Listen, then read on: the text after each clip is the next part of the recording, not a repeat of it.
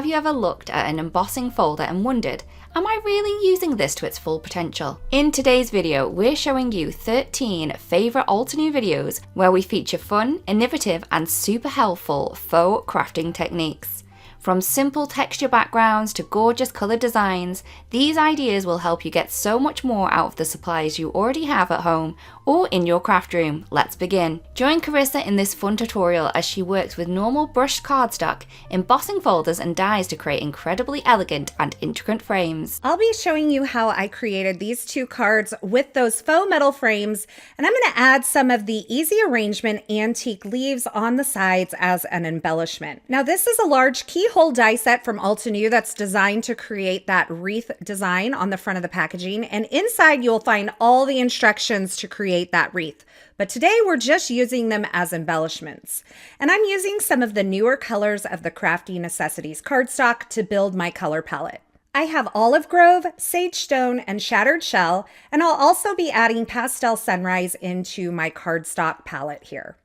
I'm going to start out by cutting several of the leaf elements from these various colors of cardstock. My idea is that the two greens will be kind of the focal point of this color palette, and I'll bring in just a splash of that Shattered Shell and the Pastel Sunrise to kind of add pops of color here and there. So I'm taking my dies and I'm running them through using the Olive Grove cardstock, the Sage Stone cardstock, and then some of the smaller elements will be die cut from the Shattered Shell, as you see here, and then the Pastel Sunrise.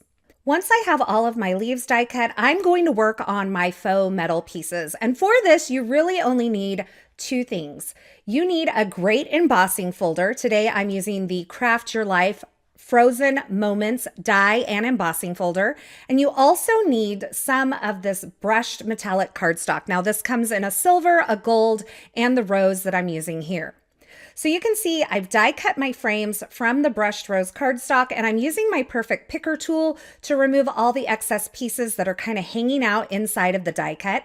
And I'm using the edge of my die to scrape my cutting plate to get all of those extra pieces off. This just helps save my nails. Once these are die cut, I'm going to lay them into the embossing folder. You will see that they line up really nicely, and I am going to use just a small piece of tape to keep them in place. I usually do not do this, and I have to tell you, I regretted it because the pressure of that embossing folder really pushes the tape onto the back of this delicate kind of foiled cardstock and makes it difficult to remove. So if you can just hold them in there with the pressure of the embossing folder itself, I personally think that's better.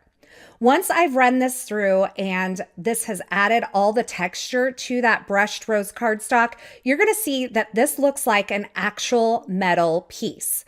Now I'm doing this with frames today, but you could do this with any of the brushed cardstocks from Altenew and any embossing folder. And it really looks like some embossed metal, like those old tin ceiling tiles that were really cool back in the day. So now that I have my faux metal pieces created, I am going to start layering up some of the portions of the leaves to create my elements. Now you'll notice that on the bottom of these leaves, there is like the keyhole opening, which will allow you to create that wreath that is depicted on the front of the packaging. However, I'm using these as elements today. And so those keyhole pieces can kind of look a little funny in my arrangement. So I'm just going to take a pair of scissors and snip off those portions of my leaves as I add them onto my frame. To add them onto the frame, I'm just using a little bit of liquid glue. Now, when you're using liquid glue on this brushed rose or even the brushed gold or brushed silver cardstock, it does take a little bit of time for this to kind of really take hold and grab. So you may want to use an acrylic block on top of these to keep pressure on those elements as that liquid glue sets up. You could also turn this over and use some foam adhesive to hold those on the back side, but because that's a slicker surfaced cardstock, it does take a second for that liquid glue to kind of set up on there. Now for the sentiment on this card, I am using an older die set. It is the Have Faith word die set, and I'm die cutting the main portion of the sentiment from the Shattered Shell cardstock, and the shadow portion I have die cut from some vellum. I die cut the Have Faith words 2 times, and I'm using some liquid glue to stack those on top of each other. I also have these fabulous tweezers, which help keep my fingers out of the way as I'm arranging the leaves and doing more detailed work with my die cuts. I added this onto the frame, kind of tucking it into the leaf arrangement and using some liquid glue on the right-hand side. I think this is so pretty, and you'll have to let me know in the comments below, is the rectangle frame your favorite or is the oval frame your favorite? Because I think it's the oval frame for me. Now for the background of my card, I decided to bring in the Sage Stone cardstock and this woven leaves background stamp from Altenew. This is a really fun way to bring a modern element to this. I'm going to use my Stamp Wheel 2.0 to stamp this onto a panel of cardstock that measures 4 inches by 5 1/4. And to do this, I am using some clear embossing ink. Now I could use Sage Stone ink, but instead, I'm just using the embossing ink today because this will give me a tone-on-tone look, and I can use it on any of the colors that I've pulled out today, any color cardstock, and it will give me a tone-on-tone look. Once I've stamped that, I'm using some foam adhesive to adhere this frame into the center of the panel. I think that really modern stripe behind this kind of more antique looking frame is very cool. It almost looks like some really cool wallpaper in the background, which I thought was a fun touch. I'm going to finish this card off with some stellar sequins in the pewter color, and I'm using my Perfect Picker tool to add those onto my card front with some liquid glue. Then I place some 1-inch wide instant dimension foam tape on the back of this panel, and I'm adhering it onto a card base that I created with the Olive Grove cardstock. Aren't these greens absolutely beautiful? I think they would be perfect for a little boy baby card with that shattered shell, or even for a masculine birthday card. I think these additions to the Crafty Necessities cardstock line are absolutely perfect. And there are coordinating ink colors available as well. Now for card number 2, I am stamping a panel of that Sage Stone with the same woven stripe stamp set. And I'm also going to stamp a rectangle of that Olive Grove cardstock with the same clear embossing ink. And this is going to go in the center of my card. So I'm making sure that I place that panel of cardstock in the center of my Stamp Wheel 2.0. And that thin sticky mat behind my photopolymer mat in my Stamp Wheel 2.0 really helps me with aligning things in the center of that stamp wheel. So I am going to take and adhere this stamped Olive Grove panel of cardstock to a panel of brushed rose cardstock using some sticky glue tape here. I'll also add some foam adhesive onto the back of my faux metal frame and add that into the center of this panel that I've created. Once I've done that, I am going to embellish it with some of those antique leaves that I've die cut earlier from the Olive Grove, Sage Stone, Shattered Shell, and Pastel Sunrise cardstocks. Again, I'm just using some liquid glue and my tweezers to arrange them along the left side of that frame. Once I have all of my leaves arranged, I'm going to add this small panel into the center of my card base using some 1-inch wide foam adhesive, and you'll see how those stripes just line up perfectly with the background because we arranged all of that in the center of the Stamp Wheel 2.0. You'll also notice that I used the same exact ink on both of these panels, and it gives you a tone-on-tone look no matter what color cardstock you're using. I finished this card off with a little hello sentiment. I added it on with a little bit of foam adhesive. And of course, the shadow layer for that is die cut from vellum as well. And you'll find those same pewter colored stellar sequins kind of sprinkled throughout the design, which I think is a nice, fun way to add a touch of sparkle. So there you have it, a couple of cards featuring a faux metal technique. Like I said earlier, these are frames that I've done this with, but any of these brushed cardstocks from Altenew along with a 3D embossing folder are going to give you this faux metal look, and it is so beautiful. I hope you give it a try. Play with stamping and embossing in this quick and easy tutorial with Ashley. She pairs cute frames with charming blooms to create a lovely project. This is an example of a no-line coloring that I did with some artist markers recently, but I decided today that maybe we could try to do a faux no-line colored look with layering stamps. And I think that it turned out really beautifully, and I wanted to share how I did that with you here. It's very simple and sort of very obvious, but if you hadn't thought of it before, maybe it wouldn't come to mind. So I wanted to give you some inspiration. For today's project, I'm going to be using the brand new Build-A-Flower Primrose stamp set. It's got this beautiful insert, which we've all come to know and love from Altenew. And then on the back, it has a really beautiful layering guide as well. I am going to be using the outline stamp image in our faux line coloring today, which I've decided to coin the term faux line rather than no line. And I'd just like to show you how I incorporate all of the different aspects of the layered flower into this faux line coloring. So the first thing I'm going to do is set up a piece of cardstock in my MISTI. This is cut to A2 size, which is 4 1/4 by 5 1/2, and I'm able to sort of line them up so that they all fit on one side of my cardstock. This is especially helpful because it means that I don't have to go back and forth in inking up all the different layers. I'm able just to sort of line them up and do it one go at a time. So I'm using buttercream for my outline image, and this is an ink that I use very often for no line coloring. It's very, very light. You probably can't even see it there on the cardstock. And I think it's a common misconception that a lot of people think that you need a dedicated no line ink for no line coloring or faux line coloring, but that's just simply not true. Buttercream actually works wonderfully. So the reason that I actually went ahead and even stamped these, even though you can't see the outline image, I can when I'm lining up my first layer. And so that's really helpful to have that outline image there so that I'm able to line up the first layer really well. I'm showing you two inks here, but I actually do bring in one darker. This first ink that I'm using is Pink Diamond, and I'm going to go ahead and ink up these first layer stamps. And you can see it's just a tiny bit splotchy, so I'm going to go again and ink it up just so I get a really nice, dense, and vivid color. So I've gone on and lined up my second layer. Again, I can see the buttercream just very slightly through the Pink Diamond ink, and so it's really allowing me to line up my next layer correctly. For that layer, I went ahead and used Pinkalicious, and now I'm going to go ahead and put the center pieces of my flower just really in the center. At this point, I can't see that buttercream ink through those colors too much anymore, but I'm able to line them up based on the lines of my first and second layers. So it's not so important that I see the buttercream line anymore. For this last color, I am using Rubelite, which is one of my favorites from the Altenew ink family, and I went ahead and stamped that twice as well, since that is the sort of prominent center and I wanted that to be nice and dark.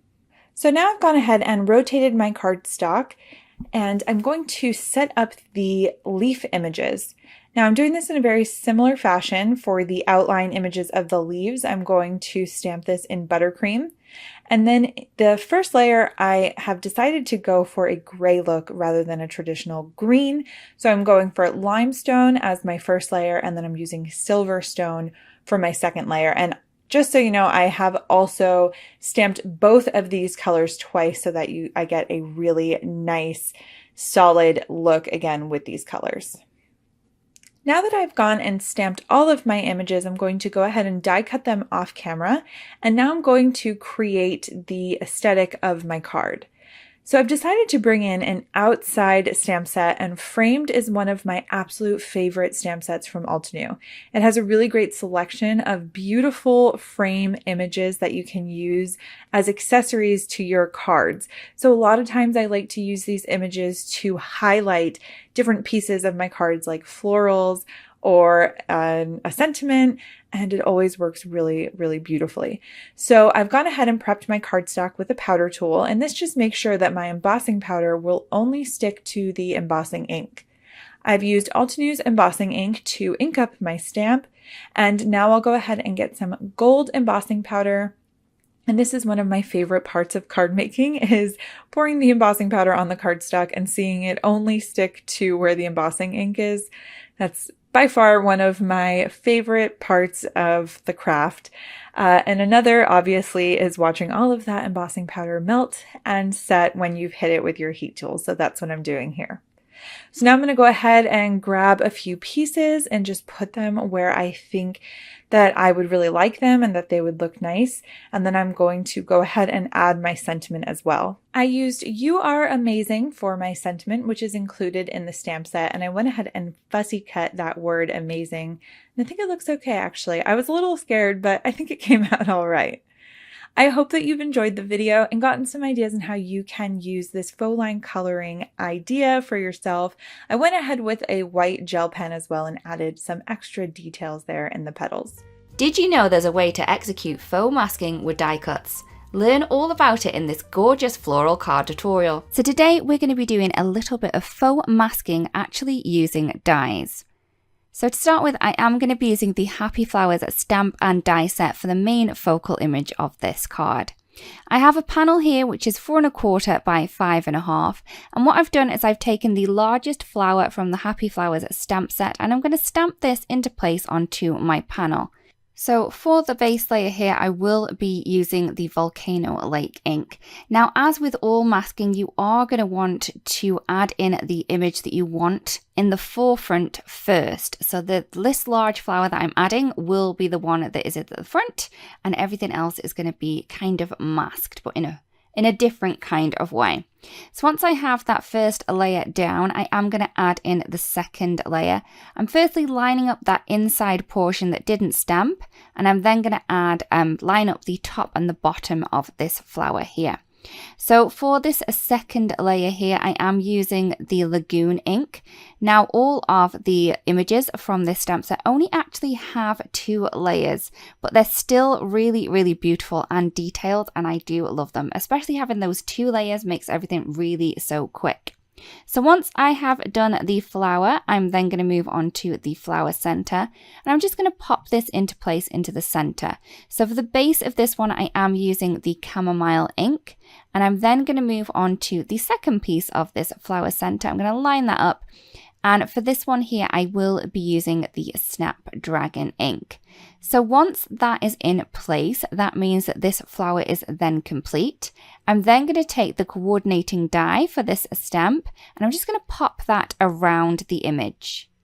So once it's in place, I'm just going to add a little bit of tape to either side. This is a satin masking tape from Altenew. Once that's done, I'm going to run that through my die cutting machine. Once that's been run through, you can see that that's just going to pop out, and that is going to be my first element. Now, when I stamp anything kind of around this, once I have that image out, that is going to kind of act as my mask. So that kind of negative space there is already acting as some kind of mask.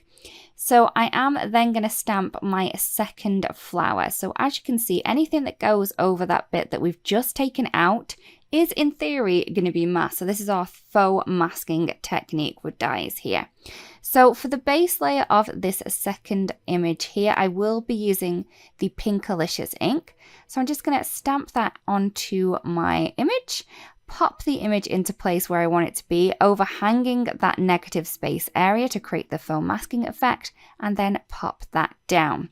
Once I have that beautifully stamped, I can then take the second layer of this flower. As before, this one's only got 2 layers. So I'm again lining up that center point of the image that didn't stamp, and then the top and bottom petals as well.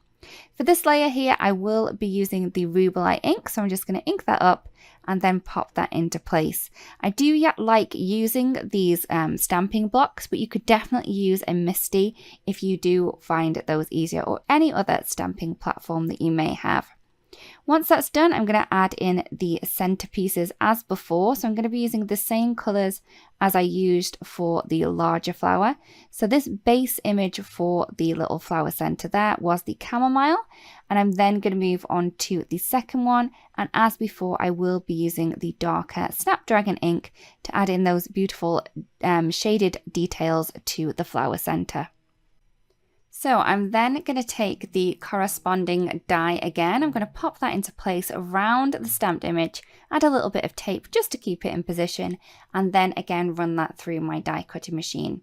When you are removing the masking tape, once you've die cut, make sure that you kind of pull it back along itself, and that's going to kind of reduce the risk of tearing any of your cardstock. As we're kind of doing this directly into the panel that we're going to be using, you do want to be really careful that you don't tear anything. So once that's done, I'm just going to remove that and then the little flower. You could add another flower at this point if you wanted to, but I am going to go ahead and add in some leaves. Now you do want to make sure that you have a nice kind of border around the edges with none of the images touching that, because if you do, you're going to kind of get rid of the effect of the whole panel because you are going to cut into it.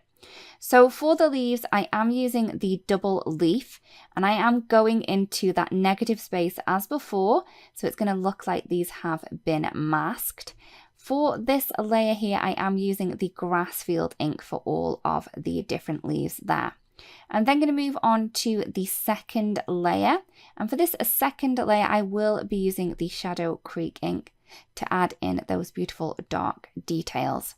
So I'm just going to go ahead and do all of the leaves the same. Once they've all been inked up, I can then go ahead and do my die cutting again. If you wanted to, you could definitely leave these on the panel just as they are, but I am going to go ahead and die cut these too. So I'm just going to take the coordinating die, pop that around. You can see exactly where you're going to cut because you can see through these open face dies, which I find is really, really helpful. Now, as I am cutting 3 of the same image and they're all slightly different because of the way that they're positioned, I am going to cut them in order. So I'm going to go down my panel, and then once I have cut each of them, I'm just going to line them up so they're in order of where I need to put them in to the jigsaw once I have finished this little task here. So I'm just going to finish this one off here, and then I have all of my die cutting done. It was at this point I did want to add a little bit more of a border around the outside, only because all of my images is kindly shifted over to the left hand side, and by taking 1/4 of an inch off the right hand side and 1/4 of an inch from the top, I kind of centered the whole of this image cluster that we have here. So I was a lot more happy with it once I'd removed that. Once that's done, I'm going to take a 4 1/4 by 5 1/2 top folding card base. I'm going to pop my little panel into place, adding a nice little border around the outside. And once that's done, I'm just going to keep that into place for now, just using some satin masking tape.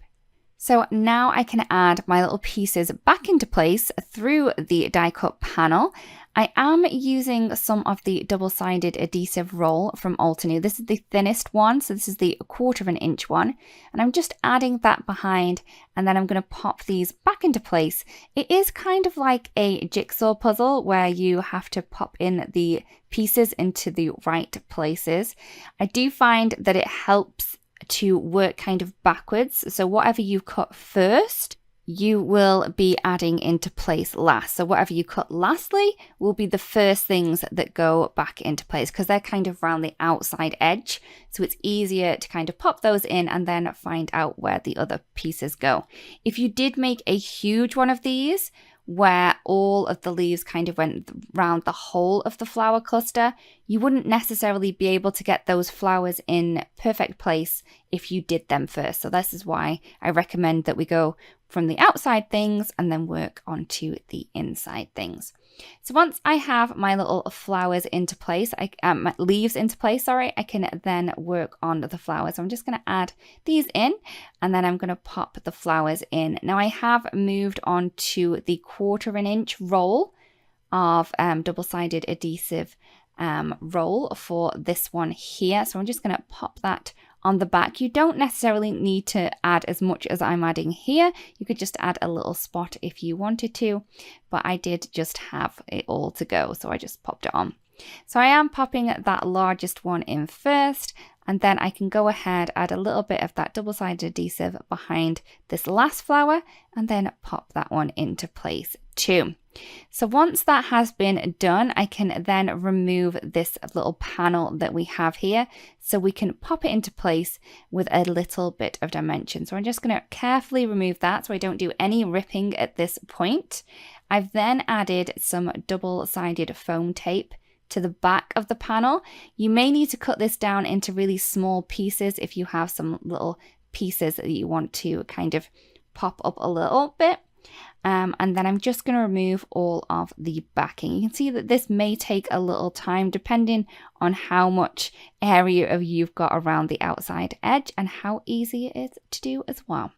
Once that's done, I'm just going to carefully maneuver that just so that goes around that little focal cluster that we have there. And you can see that everything's kind of stepped back, all of those images, but you can see that it's got that kind of faux masked technique. For my sentiments, I will be stamping them onto some black cardstock using some white embossing powder. So I'm just going to add some anti-static powder onto some black cardstock before I begin. I will be using the One Go birthday greeting. This is such a clever stamp set. So all of the sentiments are on one stamp and you can see them here. So that means I'm going to stamp all of these in a perfect position, just in one go. So I'm popping that into place onto my black cardstock. I'm just going to pick that up using my stamping tool. Once that's done, I'm going to be using some of the embossing ink from Altenew to ink up all of the sentiments all at one time. And it's really, really clever. I love this and it makes me so happy that I just need to do it once because I do like creating these white and black sentiment pieces, and this is such an easy way to do it. So I'm just going to stamp that into place onto that black cardstock. Once that has all been nicely stamped onto the cardstock, I'm then going to add over some pure white embossing powder from Altenew, tap off any of the excess, and then I am going to heat set that using my heat tool. So once that has been done, we have all of these beautiful sentiments. You could definitely cut into these if you wanted to, just using your scissors and a craft knife. Or if you have the coordinating die, you can pop that into place around all of the sentiments all in one go and then just die cut it once. This makes me so happy. It makes my heart smile a little bit. I am a little bit of a lazy crafter and this is really great for me. So once I've ran that through my die cutting machine, all I'm going to do is I am going to push out all of the pieces, and I have tons of birthday sentiments that I can use for all different cards. Yay! I'm just really excited. So once I have all of these sentiments, I then decided I wanted to put more than one on my card because I have lots, so I can definitely play around with them. So once I'm happy with the kind of combination of sentiments that we have going on there, I'm just going to add these again into place using some foam tape. For the smaller ones, all I do is I snip that foam tape in the center of a strip and kind of just half it. So I have a larger strip area. Instead of kind of cutting lots of little tiny strips, I find that this is an easier way to do that.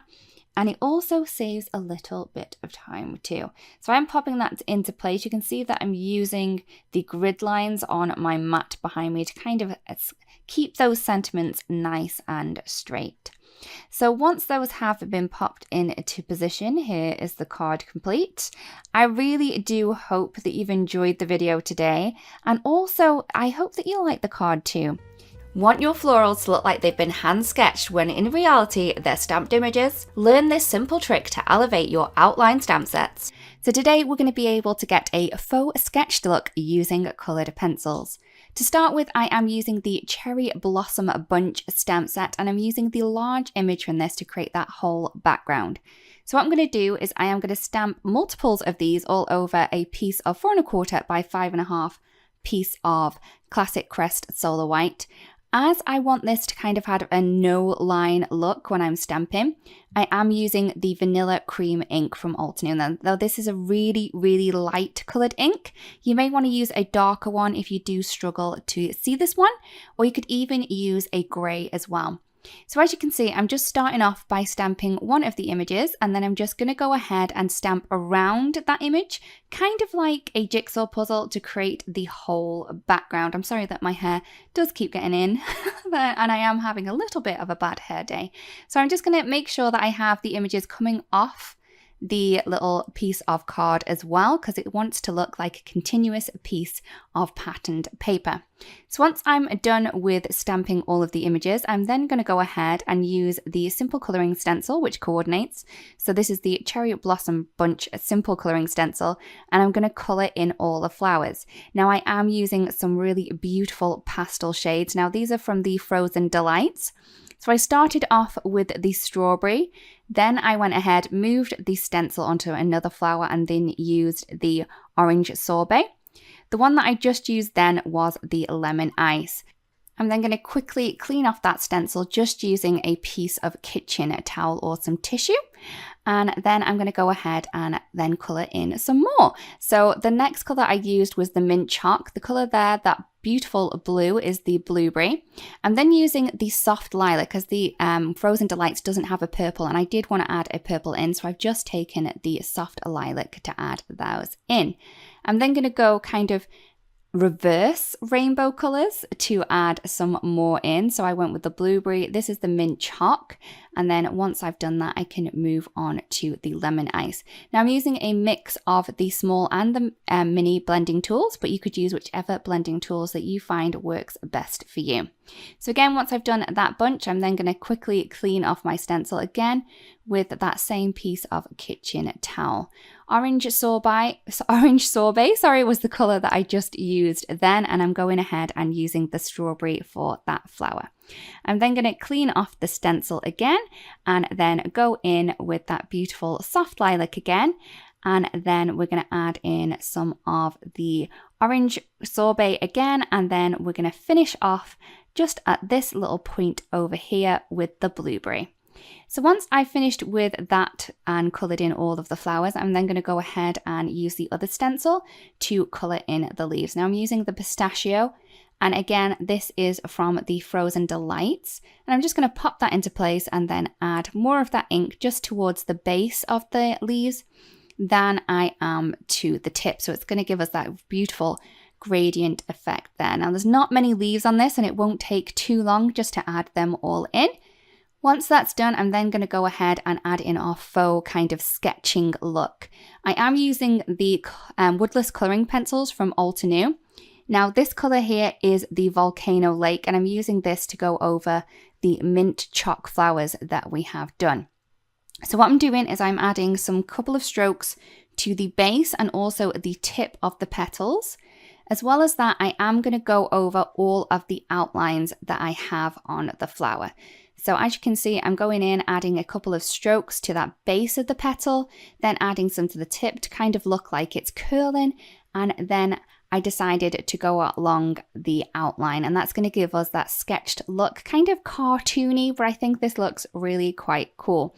So you don't actually need to be great at drawing for this. All you're going to do is just kind of follow the lines on the image and just add in a little bit of shading as well. So once I have finished with that one, I'm then going to go ahead and do the same technique for all of them. So that's kind of adding the outline, adding some strokes to the tips, and also the base of the petals. So for the purple ones, I am going to use the Midnight Violet colouring pencil. For the orange flowers, I am going to be using the Orange Cream Woodless colouring pencil for that one. For the yellow flowers, I am going to be using the Maple Yellow to add in the darker kind of points to that one there. So for the blue flowers, I'm going to be using the Tide Blue colouring pencil. And then for the pink ones, I am going to go in with the Rubellite. And again, the technique is the same. So we're just using the outline, adding a few strokes to the base and also the tips of the petals. So once I've finished with all of the flowers, I'm then going to move on to the leaves. Now I'm using the Grass Field colouring pencil to add in the details there. So I am adding in the outline. I'm then going to go ahead and add in the little veins for the leaves and a little bit of shading just at the base of the leaf. For the flower centres, I'm just going to use the yellow ochre ink, and I'm just going to kind of scribble those in to create a really fun effect. Once my background was complete, I then decided I wanted a little strip of contrasting down the outside edge of the card. So I'm just going to trim off 1/2 inch, and I'm then going to add 1/2 inch to the side of my card base using the Essential Black and White paper pack. So this is going to give a really fun look with that black and white stripes and then those beautifully bold florals on the other side. Just to add a little bit of dimension, I am going to add a couple of strips of foam tape to the back of our background panel that we've just created, and I am using the instant dimension foam tape for that. I'm just going to pop that into place. For my sentiment, I'm going to be using the bold sentiments from Altenew, and I'm just going to take one of those, add that onto my acrylic block, and I'm going to stamp that onto some white cardstock using some obsidian ink. Now, to make this beautifully and shiny, I am going to add some of the crystal clear embossing powder just over the top of that, and I'm going to heat set. Now, this is going to kind of intensify that black color that we have with the ink, but it's also going to add that beautiful shine as well. I'm just going to trim around this just using some large scissors. I find that large scissors really do help with trimming large kind of straight pieces like this. Once that's done, I can add the little sentiment that we've just created into place. Again, for a little bit more dimension, I am going to be using some foam tape just to add that into place. I then wanted to kind of bring in that black a little bit more. So what I'm going to do is I am going to take some of the Essential Black and White dots, enamel dots from Altenew, and I'm just going to pop a couple of those around my sentiment to kind of draw the line at your eye into that. And that is the card complete. Imitate the look and vibe of fabric print in this tutorial with Erin. All you need is a stamp set and some watercolor brush markers. So you will need a textured watercolor cardstock. I'm using the Tim Holtz watercolor cardstock and the more textured side. I'll use Emerald and Limeade watercolor brush markers to apply color directly onto the stamp. The stamp I'm using is the one of the leafy branches from the Leaf Clusters stamp set. I love the leaves in this stamp set. They are beautiful and they go in different directions, mean they are versatile, and can be used and combined with other stamp sets. Okay, so I'll apply Emerald and Limeade pigment randomly. For some images, I'll apply Limeade on the tips, and for others, the combination is going to be random. This will add to the interest. So before stamping, I'll go over the watercolor cardstock with my water brush and then use a tissue paper to pick up any excess water, since I really want the texture to show after I stamp the image. I love the missing portions of the stamping because of the texture. This gives a faux fabric look to the panel. Keep on stamping and building the background. Use the same leafy branch or use the few others. There are several in this set. It is your call.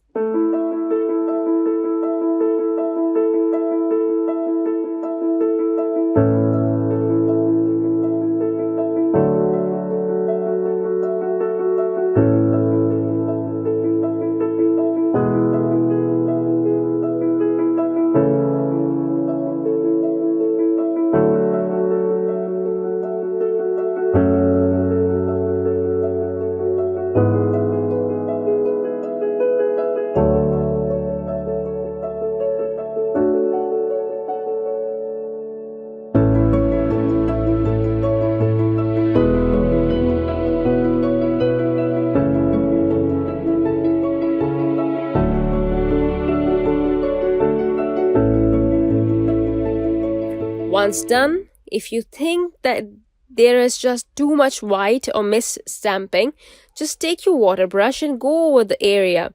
The pigment will activate and spread, so make sure you stay within the lines. Next, I'll add splatters of both Limeade and Emerald watercolors to reduce the contrast and add to the artsy look. Now for the sentiment, I thought I would die cut the letters HEY to spell out hey for this.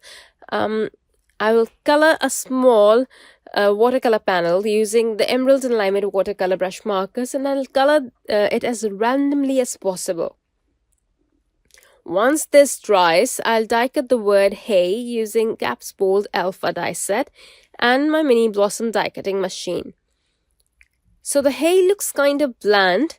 I decided to die cut gold foil alphas as well, but that didn't make much difference too. So I decided to use the emerald watercolor brush marker and dry brush technique to add texture to the letters. And look at the difference. It looks like wood grain and adds so much texture to the letters. I'm going to pop these up with foam tape and add an accompanying sentiment, and my card is ready. Who knew you could actually achieve the look of velvety fabric with just ink blending and a 3D embossing folder? I'm using the Craft Your Life project kit Garden Whispers today. In the kit you get a stamp set with beautiful images and lots of sentiments. There is the coordinating die set, the 3D embossing folder, which is what I'm focusing on today, and also coordinating stencils. The stencils do coordinate with both the embossing folder and the stamp set. I'm creating a tag today, so I have cut one of the larger Terrific Tags dies from Classic Crest 110 Solar White cardstock. I've placed that down onto my sticky mat, and now I can add some ink blending on top using the Bubblegum Dreams Fresh Die Ink collection and a small blending brush. I want to focus most of the darker colour towards the bottom and also the left hand side of this tag. So I'm starting off with the lightest shade, and my tag is adhered really nicely onto that sticky mat, but unfortunately my sticky mat is moving on my craft mat that's underneath it. So I do apologise that I'm having to try and keep that in place as best as possible as I'm doing the ink blending. Most of the time it does stick really nicely to my craft mat, but I've probably got a little bit of dust or something like that on it, and so it's not sticking so well today. I went in with a light layer of the lightest shade, and now I'm going in with the second lightest shade, focusing this darker colour towards the bottom and that left hand side, as I said. I do want to try and get a really nice transition between all of the three shades, but at this point I'm not too concerned with how sort of smooth it looks. I'm bringing in the embossing folder so I can see how far up I want that darker ink to be. And I feel that it needs to go up a little bit higher on this tag, and I'm just going to have the very top right hand corner be the lightest shade. I can then go in with what is the second darkest shade in the collection. I'm not using the darkest shade today. And again, I'm just really darkening up those areas towards the bottom and the left hand side. As these inks dry, they do tend to kind of blend into the cardstock, and you get a much smoother blend with the ink. So like I say, I'm not too concerned if it looks too perfect at the moment. To add even more darkness to the tag, I'm going in with the Midnight Violet colour from the Shades of Purple collection. I decided to go in with the purple rather than the darkest colour in the Bubblegum Dreams collection, because that one is a little bit more on the red side, and I wanted it to look a little bit more like it was like a really dark magenta. And this purple colour mixes really nicely with these pinks, and I just absolutely love the shade that it creates. I can now pop my tag inside of the Garden Whispers 3D embossing folder. I tend to place it towards the top of that embossing folder so that I can see exactly where that pattern is going to end up. And then once I'm happy with the placement, I can close that embossing folder. I'm then going to run it through my die cutting machine. I'm using the Platinum 6 die cutting machine today. I have got the base plate followed by the shim. I've then got my embossing folder with my tag inside, and then I've got the adapter plate D on top. And I find that this sandwich works really nicely for these embossing folders. So I'm just running that through the die cutting machine. And then I can take the tag out of the folder, and it just looks so pretty. I absolutely love this image here. I did get a little bit of cracking in some areas of the cardstock. Most of the time when I add ink blending onto the cardstock before I do embossing, it doesn't tend to crack the cardstock because you've got that kind of added moisture from the inks. But it did just do it in a couple of areas here. So I went in with the lightest shade of ink just to cover up that white cardstock. And now I'm going back in with that midnight violet shade and just really darkening up those outside edges here on the bottom and the left hand side of the tag. I'm creating a tag today, but this would work really nicely on a card as well. For the faux velvet look, I'm bringing in the Cloud White pigment ink and I'm going to add it to the raised areas of the embossing folder. I do this quite a lot and I really love the technique, but usually when I do this, I tend to sort of blend the ink onto the cardstock, if that makes sense, like I would do if I was doing ink blending, just to kind of give a really kind of blended look, I suppose, but you can see the white pigment ink on top really nicely. But for today, I wanted to go in with kind of like a dabbing motion and using that sponge to my advantage and kind of getting the texture of the sponge. And I think it looks a little bit like velvet or suede. I think it does look really lovely and soft.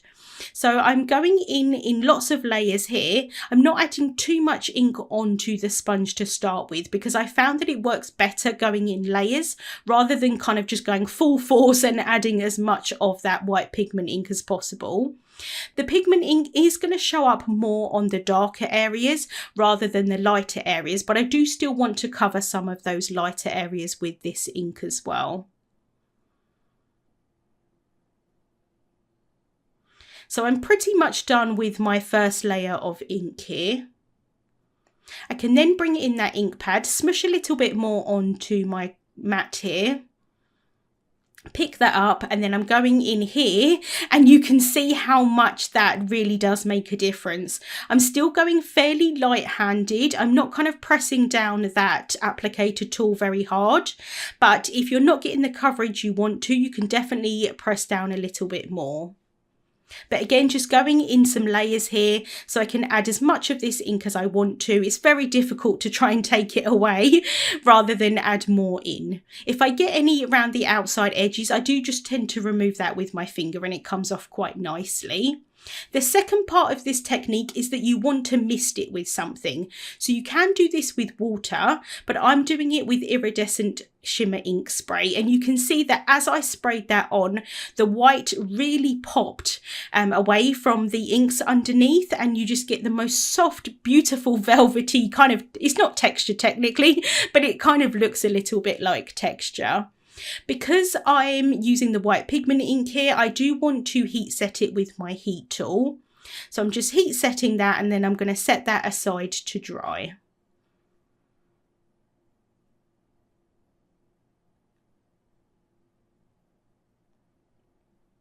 And I did get some really lovely droplets of that iridescent spray on there as well. And I think that that was a little bit of a bonus. I'm now going to work on my sentiment. So I'm taking the thank you sentiment from the Garden Whispers stamp set and I'm going to stamp that down onto some Crafty Necessities jet black cardstock. So I've just placed that in the stamp wheel. I can bring in the top flip plate of that stamp wheel to pick up the sentiment. I can then prep my cardstock with an anti-static powder tool and I do like to remove the excess powder with a brush. I can then ink up my stamp using embossing ink. This is a clear sticky ink so that when I add the embossing powder on top, it's going to stick to it. So I can just press that stamp down onto the cardstock.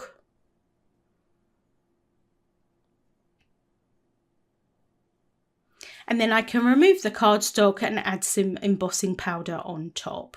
So I'm using a pure white crisp embossing powder today. I do like to apply it a few times, tap off the excess so that I get a really nice coverage. And then I'm going to heat set that with my heat tool. And I do like to heat set from the front and the back. It does help to prevent warping of the cardstock, but it also helps to prevent overheating of that embossing powder. When you overheat embossing powder, it tends to go a little bit grainy and it doesn't really look that nice. So trying to remove that heat tool as quickly as possible once that powder has melted. And if there are any areas that I missed with the embossing powder, I'm going in with a white gel pen just to fill in those areas. I have then cut another tag from Classic Crest 110 Solar White cardstock. I'm adding some glue tape onto the back of that. And then I can adhere that onto the back of my embossed tag. So I'm just trying to line those up as best as possible. You do have some wiggle room with that glue tape, which is really nice. Once I think that they are lined up, I'm just going to bring in a bit of scrap paper just to press that down. And I'm just using the scrap paper just so that I don't get my fingerprints into that ink. And then a couple of areas you could see that white cardstock from the side. So I'm just going in with my scissors there just to cut them down a little bit, just so it looks a little bit neater. I can then take some black twine, tie that through the top of the tag, secure that in place at the front, and then I can tie that in a bow. And I'm just going to fiddle with that bow for what seems like about 5 minutes. Once I'm happy, I can then cut those tails down with some scissors. I have then cut my sentiment out using the coordinating die, and now I'm going to add some instant dimension foam tape onto the back, and I'm using the new size of instant dimension foam tape. This is 1/4 of an inch in width. It's the same height as the other one, but it's a little bit narrower, so it's really great for sentiments.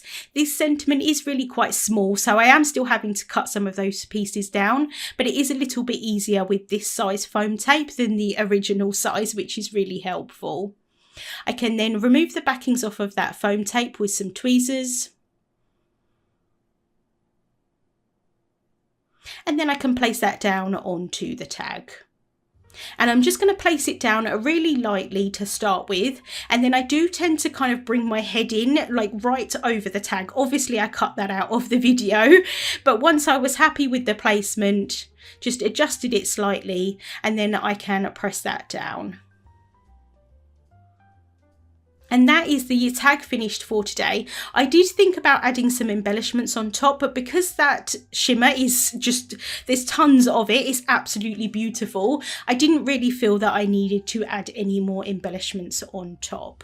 Not a fan of watercolouring, but want to achieve the look? Don't fret, because JC is here with Faux Floral watercolour masterpiece you're sure to love. For my stenciling surface, I'll use the 9x12 Altenew Sticky Matte Grid. And this will help hold my white cardstock panel and my stencils together. I'm following the layering guide found on the stencil packaging, and I'm starting with the number 1 layers for the first grouping of flowers on my card. I want to orient them on the bottom left corner and angle them in a way so I show the leaves and flowers all on the same panel. Since the number 1 set of images is more of my background element to this card, I'm deciding to go with more muted palettes. And the colors I'm using are from the Deco Garden Fresh Dye ink set. And I'm just going to do a mix of Pool, Mid Yellow, and Olive to color this array of images. I'm grabbing many ink blending brushes that coordinate with my set of inks. And again, this is my background element, so I'm applying light washes of Mid Yellow to random areas of this grouping of leaves and centers of flowers. And I purposefully picked colors that are analogous on the color wheel from Deco Garden. So these colors are next to each other on the color wheel so that I know that they blend effortlessly into each other. And what I hope to emulate with this technique is a wet on wet feel, just like watercolor, for a smooth gradient and blend of colors. So I did a little bit of Mid Yellow, Pool, and I'm adding just a little touch of Olive to some of the edges of the leaves.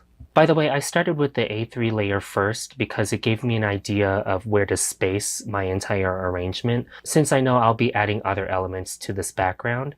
So now I can sort of work backwards. And what I've done in the stencil is align the A2 layer. So it's these two images here. And what I've done to align this image is use the open areas of the image and the etching that's found in the A2 grouping to get a rough placement of where these flowers and this leaf image is supposed to go. It's not going to be perfect. The idea with this dynamic duo, playful watercolor flowers, is that it is playful. It's not supposed to be exact. So you have a lot of room to experiment with placement.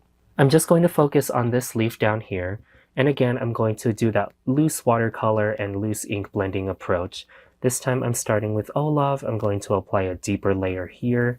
Mix in a little bit of pool wherever I feel like it feels good. And then lastly, adding a touch of mid-yellow. Then before I remove the stencil, I want to color this image. So I'm applying a generous layer of mid-yellow. And then in some of the remaining open areas, I'll use another mini ink blending tool to add a touch of dusty pink. So that's the A3 and A2 layer done. Now I can align the A1 layer. That's these two open areas of flowers. And again, just light touches of dusty pink and even lighter blends of mid-yellow. That's the A1 grouping of images from the dynamic duo. I'm going to do a little bit of rearranging here just to get placement for the number 2 stencil in the set. The number 2 stencil has 4 layers of images this time, so that's B1 through 4.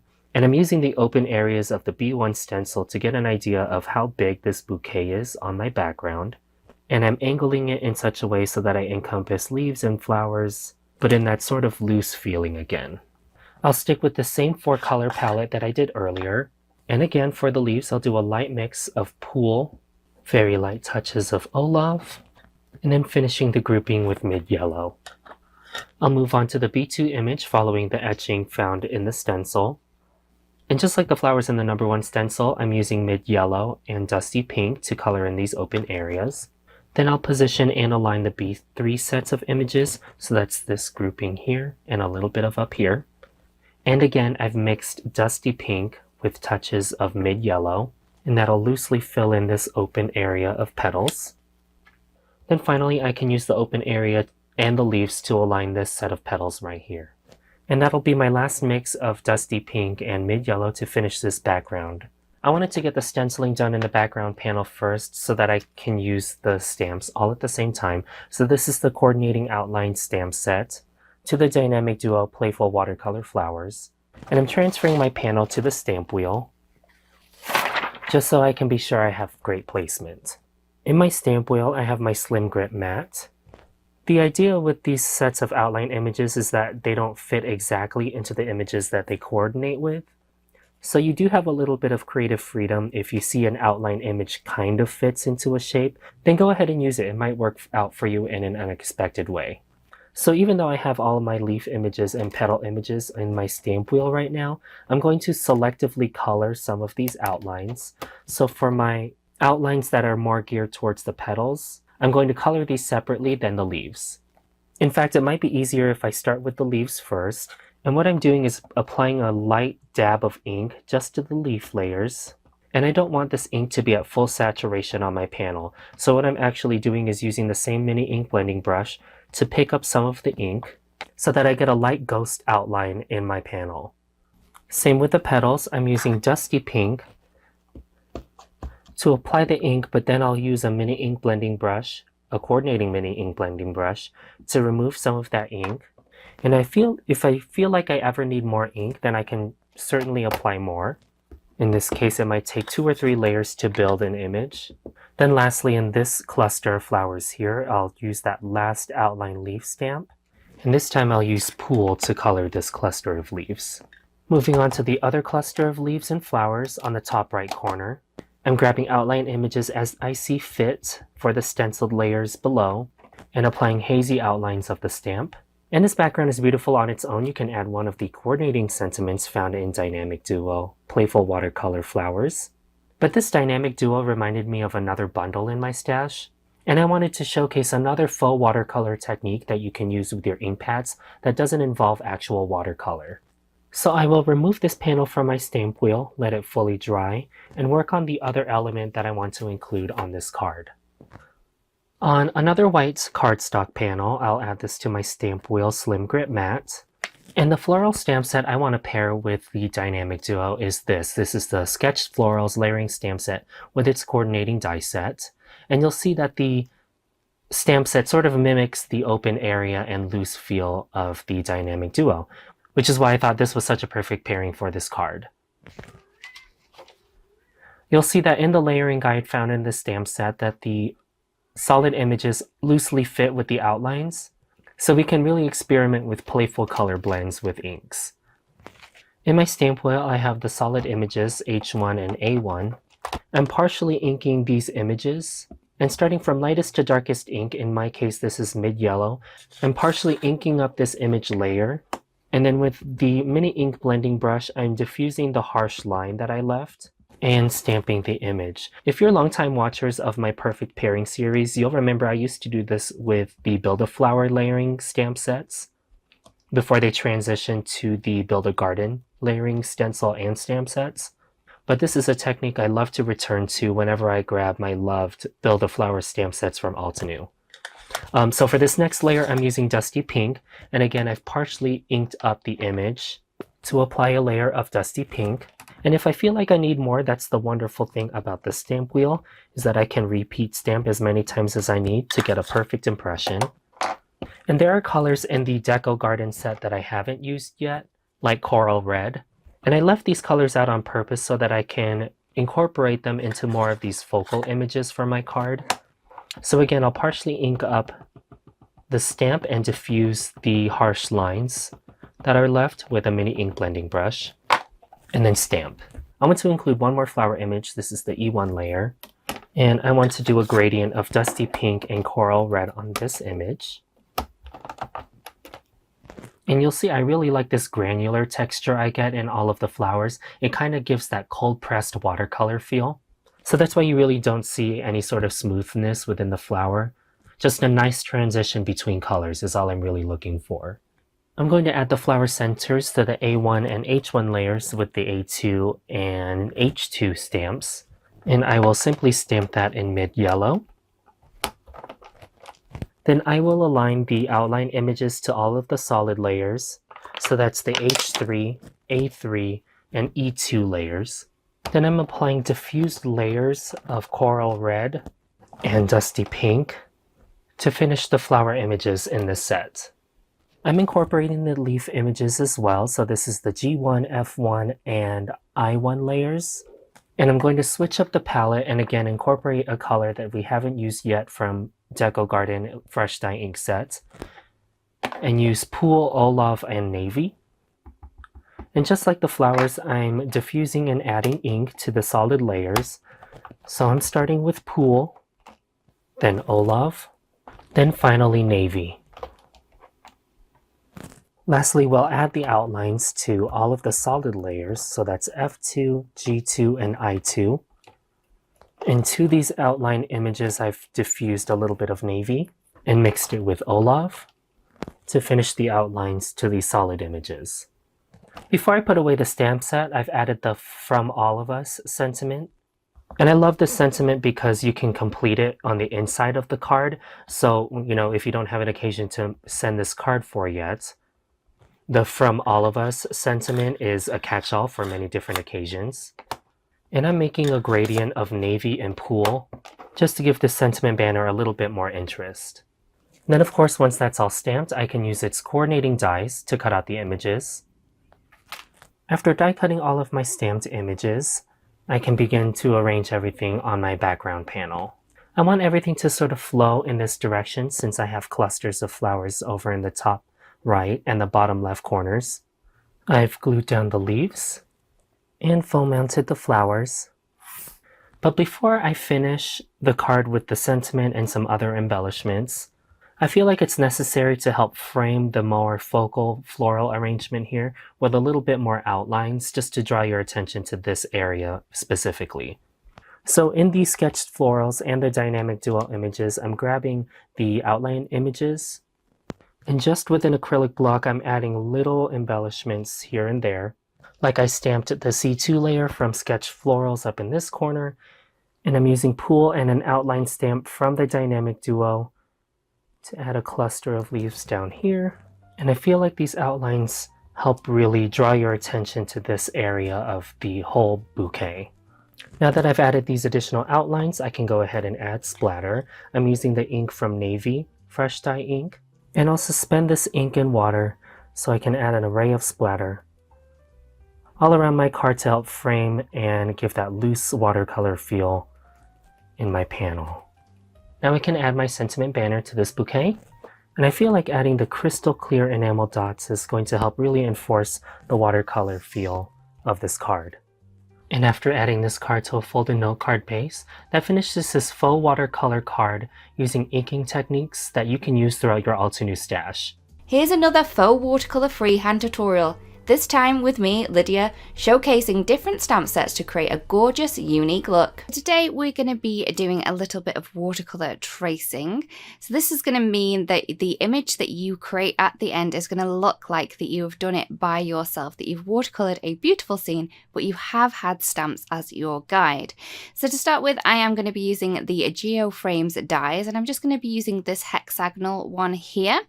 And I'm going to be using this as a little bit of a mask. So I'm using some masking paper just to cut around a little bit before I can run this through my little mini blossom machine. So I'm just going to run this through, and then I have a mask for my sentiment later. You don't have to do this bit if you don't want to. I just wanted to have a nice clean bit to pop my sentiment into afterwards. So I'm going to pop that into place on a piece of watercolor cardstock, which is 4 1/4 by 5 1/2, and then I'm going to use my stamp set. So I'm going to be using the Garden Silhouette set. I've just popped one of the leaf images onto my block, and I'm using the Morning Mist ink to stamp it, but I'm stamping it off first so I give myself a really, really light shadow on my cardstock so I can use this as my guide. I'm then going to be using the Spring Garden watercolor markers, and I'm going to use 2 of the inks from there. I'm using the Limeade and also the Emerald, and I've just added some of the ink by squeezing the barrel of the pen onto my little watercolor palette so I can use this just to pick up the ink. So I'm kind of using them like liquid watercolors rather than using them out of the pen. I'm going to dip my watercolor brush into them and then use them this way. So all I'm going to do then is I'm just going to trace the image that I've stamped with my 2nd generation ink, and then it's going to look like I have stamped it and watercolored it myself even. So I'm just going to keep going, and I'm going to mix the 2 colors together. I'm going to use a bit of one and then a bit of the other, and then dab the other bit in just to give me lots of variation on these leaves.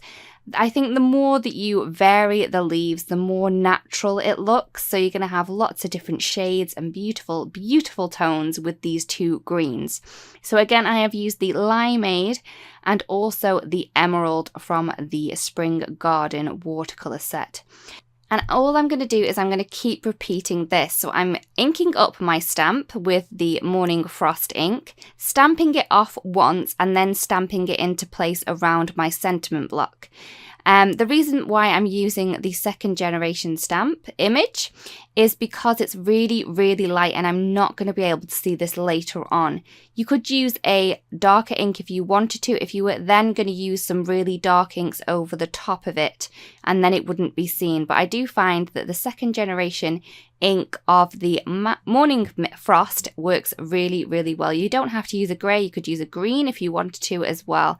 I just find that the grey works for everything, so I didn't have to keep switching out inks when I changed my colours. Once I've finished the leaves, I'm then going to move on to the little lavender pieces, and I'm using some Sea Breeze and some of that Midnight Violet. And as you can see, I've done exactly the same technique of inking my stamp up with the Morning Frost ink, stamping off once, and then stamping it into place where I want it to be. So I've got that really light shadow effect.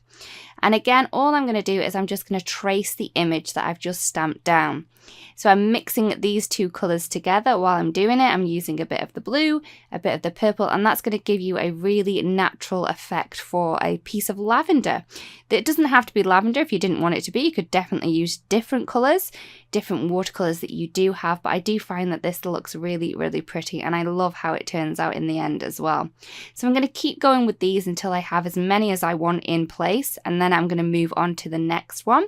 I'm just going to use one of the open flowers from the Garden Silhouette set, and I am going to use the orange, which is the Autumn Blaze, and also the Rubelite from the watercolor markers. Again, I've popped my ink onto my little palette so I can use it as a wet watercolor, so I like a liquid watercolor.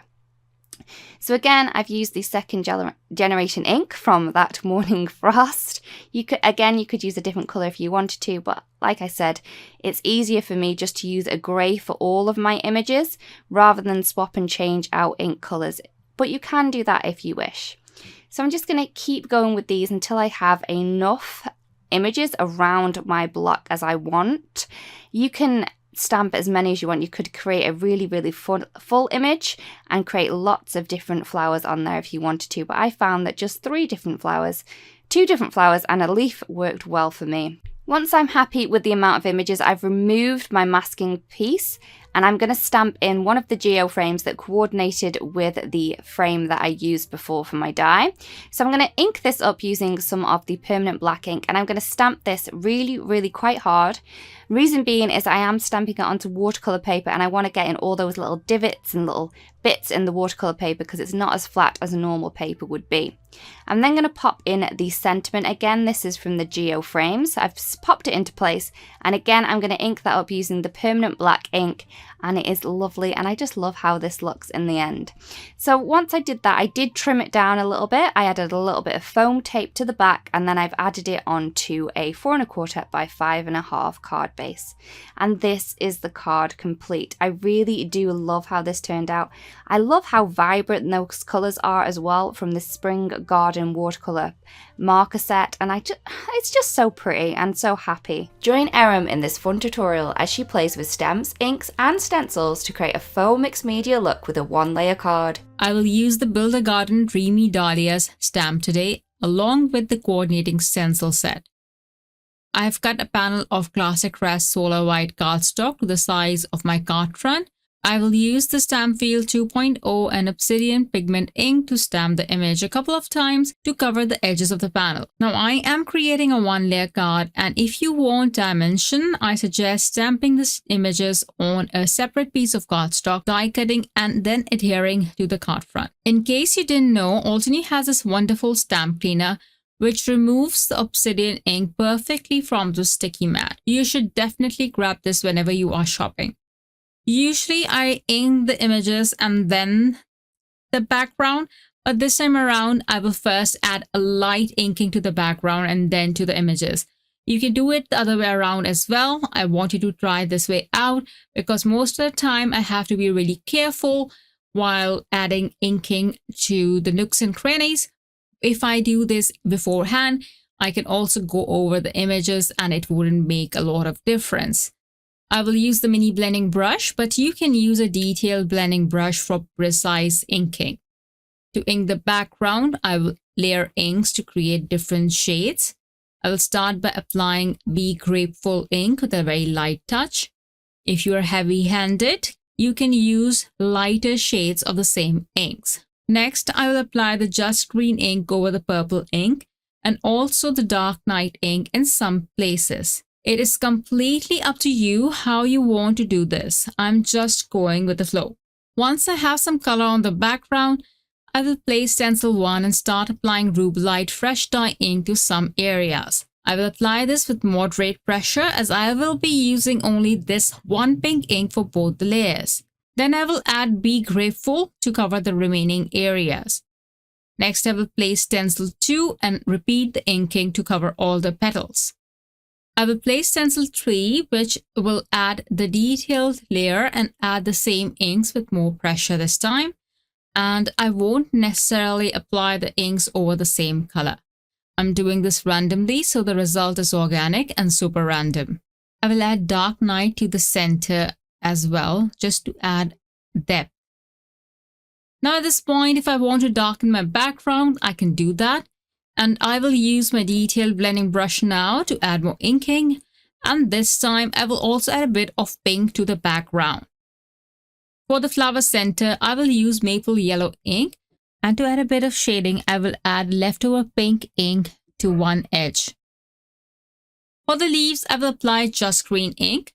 This will be darker on the base, and as I move to the tips, I will reduce the pressure of my hand. To add depth to the leaves, I will add Dark Night ink to the base and wherever I want to show shadows. Once all the images are done, I will go back in to make my background ink darker. You can stop at this point, but I want to create a different look.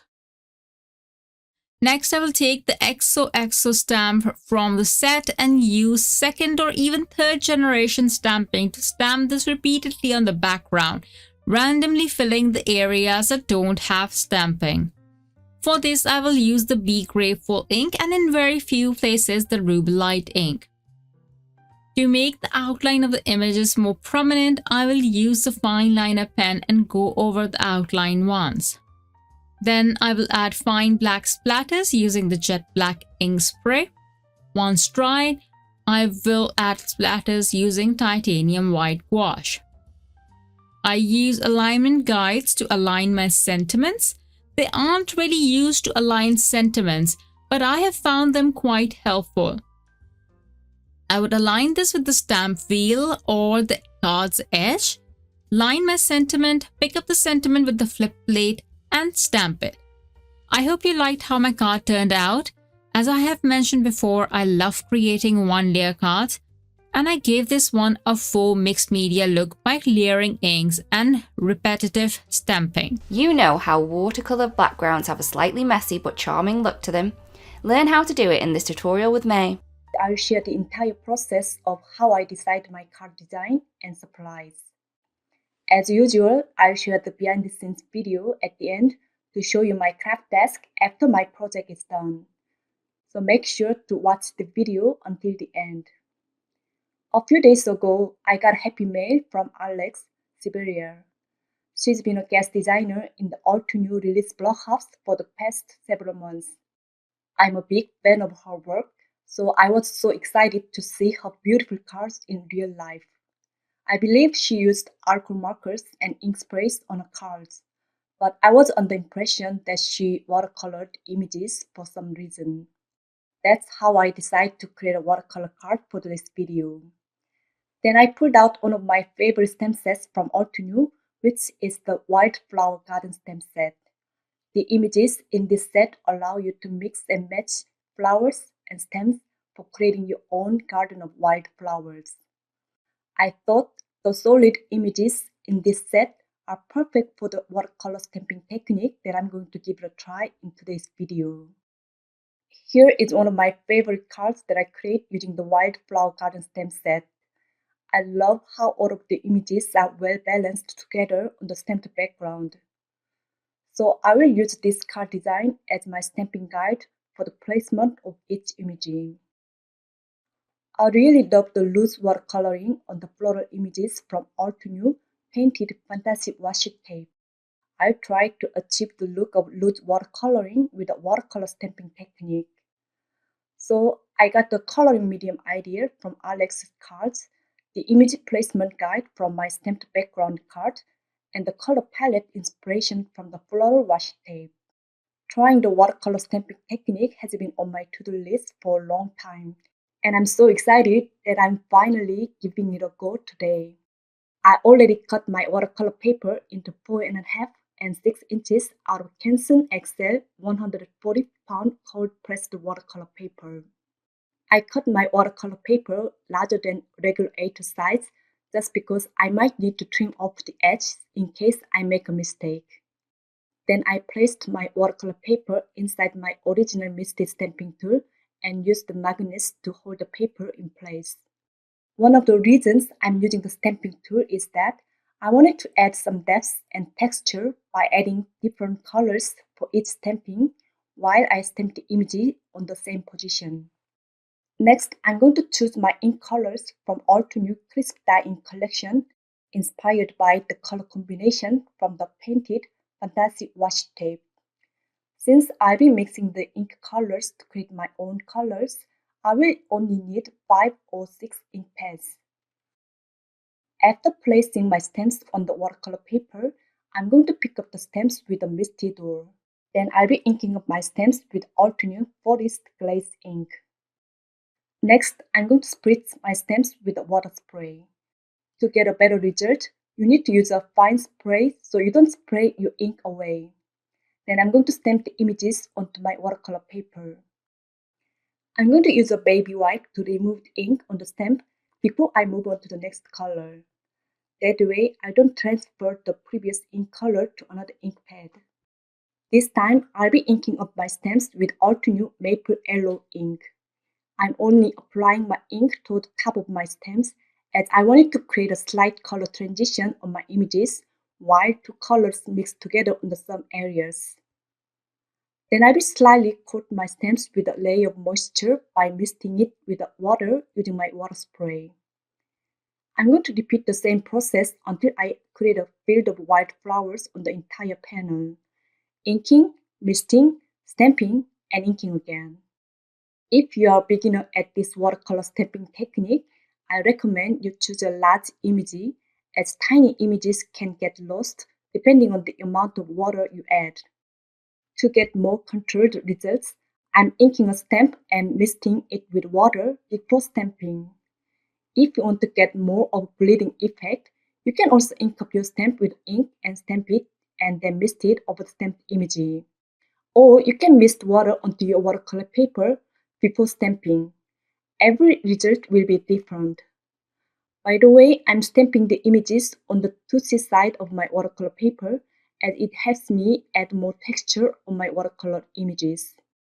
If you want more crisp stamping, you can use the smooth side of watercolor paper. If your stamped image has too much water on it, you can dab away the water with a paper towel. If you want to fix your stamping, you can pick up the colors with a paper towel and stamp it again. It will also create the look of shadow stamping. For today's technique, I chose Altenew inks because they are water-based, so the inks react with water well. Instead of inks, you can also use the water-based markers. Just apply your markers directly on the stamps and mist it with water, and then stamp the images. I recommend you start with lighter colors first so you have enough room to add more colors later. Depending on how you coat your stamps with water, you will get a different result every time you stamp. Just be careful not to apply too much water at once. You can always add more water later if needed. Once my stamping is done, I'm going to color the entire background. I will use my Altenew inks again and start watercoloring between the images using watercolor wash technique. Please make sure that you start with a good amount of water on your paintbrush to achieve more organic look. Once you are done with the first layer, you can apply darker colors here and there to get more interesting look. Then I'm going to dry my panel with a heat tool to speed up the drying time. The main stamp image got lost along the way, so I'm going to stamp the image one more time to enhance the image. Then I'm going to use my wet paintbrush to go over my stamped image to get an organic look. To complete my background, I'm going to splatter the background with Altenew inks. When you choose the colors for your splatter background, it's safe to choose the colors from the color palette you used for your floral images. You can also flick the water onto the watercolor panel with your fingers or paintbrush and dab up water splatters with a paper towel to create some subtle texture. If you want to create more small, controlled splatters, you could pick up the ink using a small paintbrush and tap the body of your paintbrush with your fingers. If you don't like the colors mixing together, make sure to dry the previous splatters using heat tool before you add the next splatters with a different color. I'm splattering the same ink around the image which was stamped with the same color. I just wanted to create some movement of my images by using the same color for ink splatters. Once my background is done, I'm going to dry my panel again using a heat tool. However, I recommend you set your panel aside for about 10 minutes to let it air dry. Then your splatters will dry so beautifully without breaking out. Then I asked my husband to give me feedback on my watercolor panel. My husband is a designer, so he always has his own opinion, and he's not generous with compliments when it comes to my cards. I know you can't understand Korean, but I'll share what he said just for fun. 마법으로 해볼까? 그렇게 했을 때 이쁠 것 같다? 컬러가 너무 뭉개져. 너무 톡 튀기는 게 아니라 배경을 만들어버려서 안 예뻐. 그러니까 이거 이쁠 때 뭐야? So I decided to start over. This time I chose the Tmall's watercolor paper, which is whiter than Canson watercolor paper. I'm using the same watercolor stamping technique, but I decided to leave the background white. Then I started adding some simple doodles on my stamped images out of the blue. Of course, it turned out terribly, even though I was only adding some lines and circles. Yes, I'm not good at doodling at all. Since I was desperate to complete the card, I came back to my previous panel.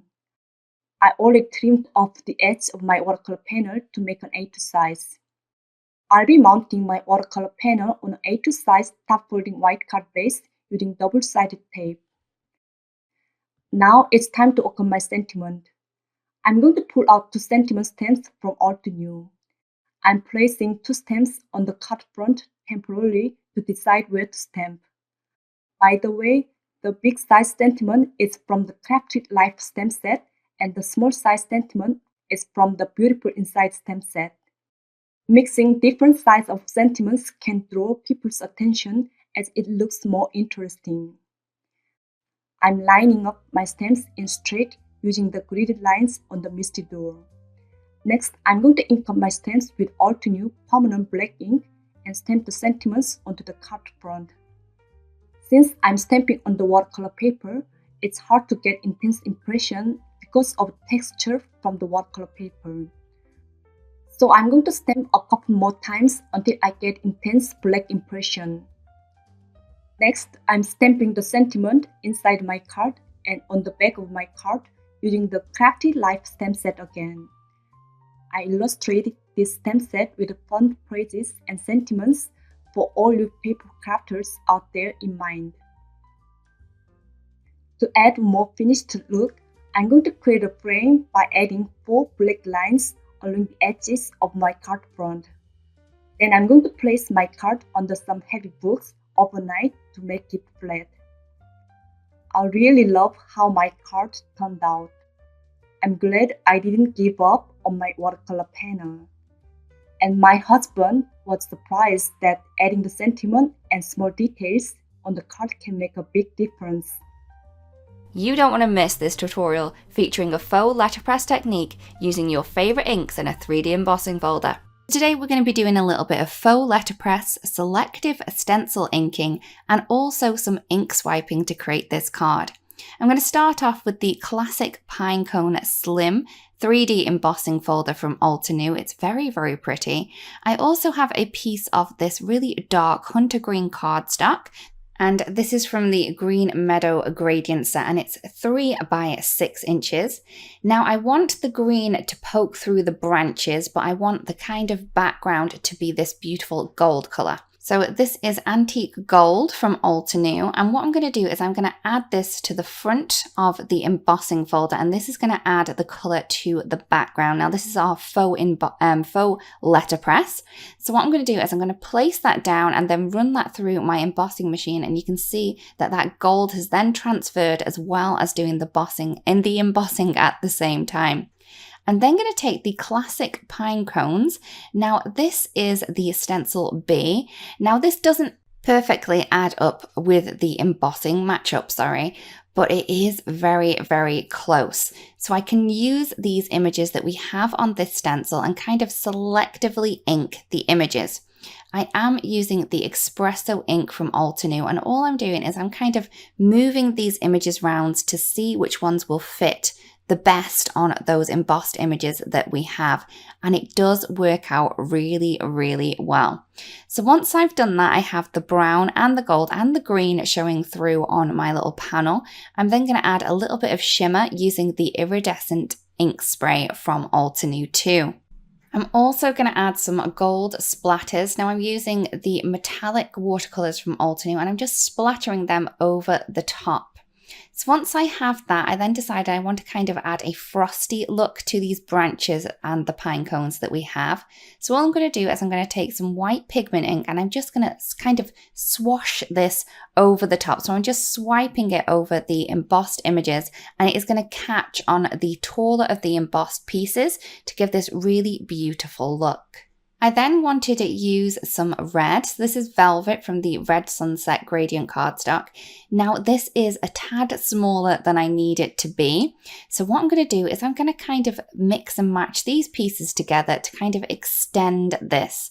So I'm just going to cut kind of 1/2 inch off the side of one piece and then 1/2 inch off the other side of another. Now this is going to kind of give me the full mat that I'm going for, but we do have those little corners peeking through, as you can see. So all I'm going to do is I'm just going to cut a corner and I'm just going to place that onto the little piece there, and we are kind of mixing and matching these together. It's not going to be a perfect mat, but it's not going to be that noticeable either. So once I have all of my little pieces, I can then adhere them onto my little panel that we have here. So I'm adding the glue behind the panel and then popping those little cutouts that we've just created just behind, leaving a little bit of a border around the outside. Now it does look very, very classy and I love the way it does look. You can use a full piece of cardstock for this, but if you only have smaller pieces, I just wanted to show you how you could use them up to do this too.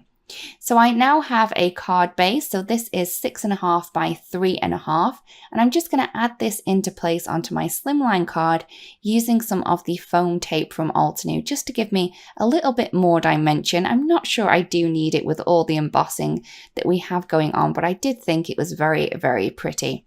So once I have that, I'm then going to move on to my sentiment. I'm using the Joy to the World typography die set, and I'm just going to be using the joy on this. So I have the velvet cut out cardstock that we used before, and I'm just going to add this onto some double-sided cardstock.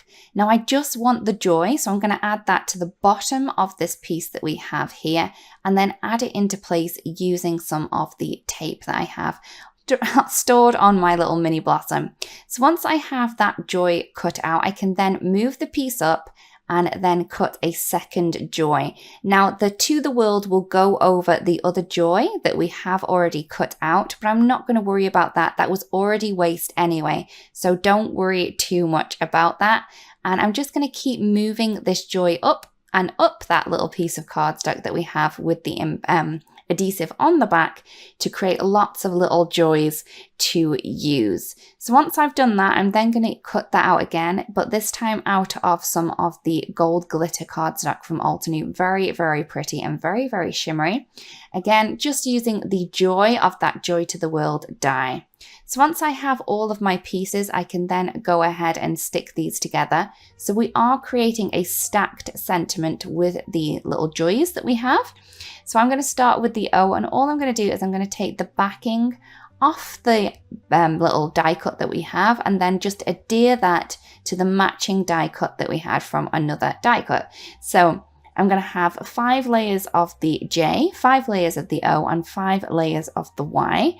Once they are all together, I'm then going to take the little shiny glittery ones that we have, but instead of directly matching these up with the red ones that we have, I am going to add this kind of to add a little bit of a shadow. So I'm adding it slightly up and slightly to the left. So we have that the red poking through the side of the gold as well. It gives a really pretty look. You can see both of the colors at the same time, and I just love how it looks. So once I have those, I'm then going to add these onto my card base. Now I'm just going to play around with where I want them to be, and I decided that I did want them in the center. To get these nice and straight, I am going to use a little ruler, but you could use a little piece of paper if you wanted to, but I do find that this ruler really helps me out and helps me center them. I did add the O in first and then the J and the Y just to make sure that that O was in the center of the card. And here is the card complete. Michelle tells all in this tutorial on how you can create gold gilding for your handmade projects using embossing and metallic watercolors. I have die cut 2 of the larger tag from the Terrific Tags die set from Classic Crest £110 Solar White cardstock. I'm placing one inside of the Leafy Splendor 3D embossing folder. I wanted the bulk of the leaves to be on the right hand side and a few towards the bottom. Now this does mean that my tag is overhanging the side of the embossing folder. Now depending on the pressure of your die cutting machine, this can leave a mark. So ordinarily with the Platinum 6 die cutting machine, I would add in that shim, but I'm not going to do that in the hope that a little bit less pressure may mean that I don't get a mark. So I'm just going to run that through my die cutting machine. I got a lovely embossed image, really beautiful with those leaves, but I did get a slight line just at the top where the edge of that embossing folder is. So I'm going to take my bone folder and I'm just going to press that against that line there, and it is just going to help to press it down a little bit and make it a little bit less noticeable. I mean, to be fair, I'm not sure many people would actually notice it. It was very faint, but because I can see it, because I know it's there, I obviously want to try and remove it as best as possible. Once I add my bow over the top, you're not going to see it anyway. I'm pressing it down onto my sticky mat. That's going to hold it in place while I do my ink blending on top. I'm using the Leafy Splendor Simple Colouring Stencils to add my ink blending onto the leaves. So I'm taking the first stencil here, kind of hovering it in place over the image, and it does tend to pop in quite easily like a puzzle piece. Just because you've got that embossed area there, it just kind of nestles around it. And then once I'm happy with the placement, I can stick that down to the sticky mat and that's going to hold it in place. I did just add a little bit of post-it tape towards the top there, just because I've got a little bit of exposed area of the tag and I don't want to accidentally get ink blending on it. I've then taken a random selection of inks from my collection. I picked 4 that I thought would blend quite nicely together, but not necessarily from the same colour family. I'm going for an autumnal look today. So I'm taking the lightest shade, which is Buttercream, and I'm using the micro blending brushes today. This is one of the larger brushes in the set, and I'm adding this yellow colour mainly towards the tips of the leaves, but on some of them I'm adding it more kind of like towards the side. I'm just kind of adding it in sort of random areas really. Although I don't necessarily need these leaves to look realistic, I do think it looks quite kind of a little bit more realistic, I suppose, by having colours in different places on leaves rather than them all being in exactly the same place. So I'm now going in with Caramel Toffee. This is an orange shade, and this does happen to be in the same colour family as the Buttercream, but because orange and yellow will automatically blend really nicely together, I could have just used a different shade of orange and it wouldn't have mattered, but I just happen to like these 2 shades anyway. So I'm adding this orange mainly sort of next to where I added the yellow. I do lose a little bit of the yellow, but in the end I still liked how it turned out. But I know that the orange and the yellow are going to blend really nicely together, like I say, so I'm kind of focusing it mainly towards that side.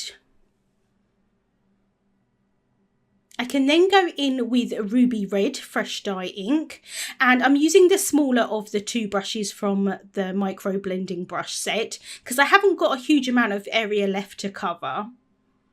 So I'm going in and just adding that colour in where the area is that I didn't add the yellow or the orange ink.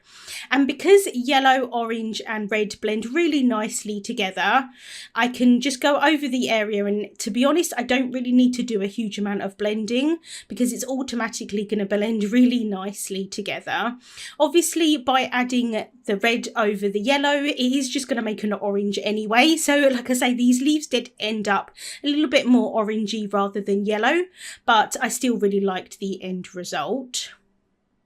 So just going in here, adding some of that red, it just kind of warms up the leaves a little bit. Like I say, I'm going for an autumnal look today. I then wanted to add a little bit more depth to the leaves, so I'm going in with Midnight Violet Crisp Dye ink.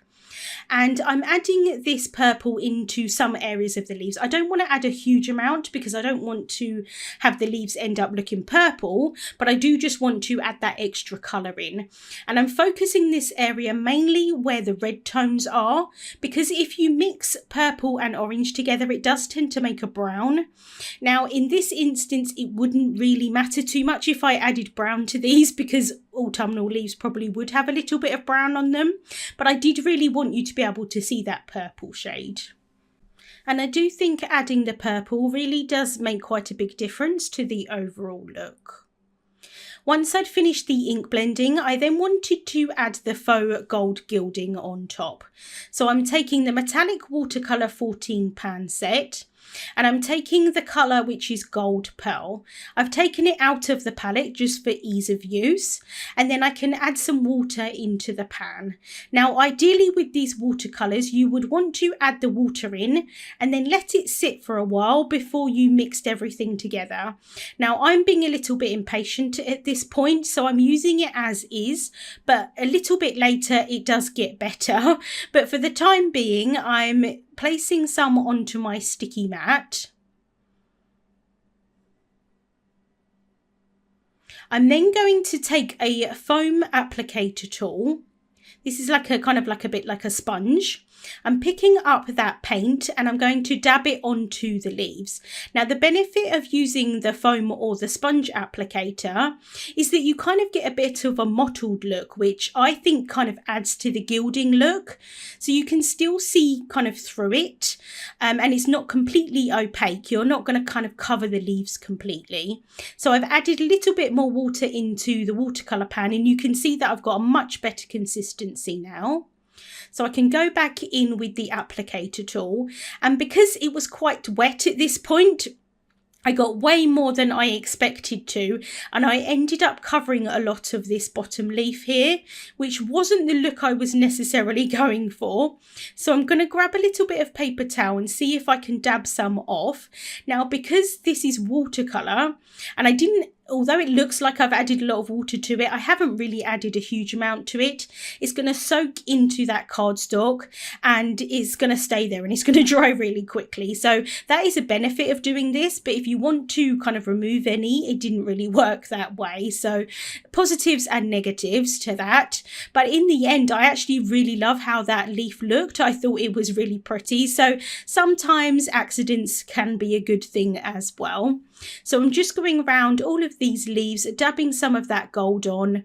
I'm focusing most of the colour towards the areas that are the darkest, so where the purples and the reds are, because it's going to show up a little bit more rather than the areas where the oranges and the yellows are.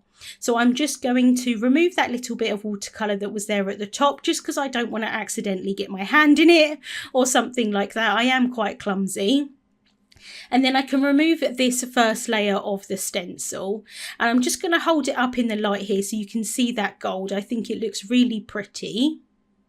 I can then do the exact same thing with the second stencil.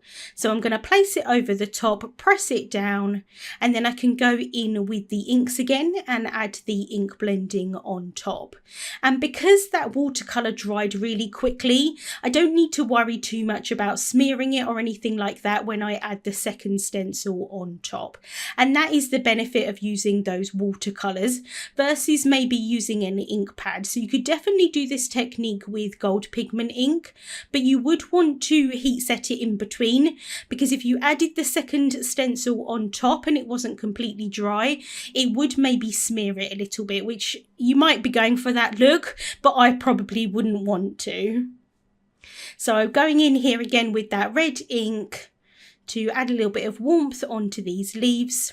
I have done this technique in the past with embossing powder and it worked really well. It is a little bit of a longer technique because you add in some embossing ink and then add the embossing powder on top, but it does look really cool with the kind of texture that you get from the embossing powder. So if you haven't seen that video, I will link it down below in the description bar here on YouTube.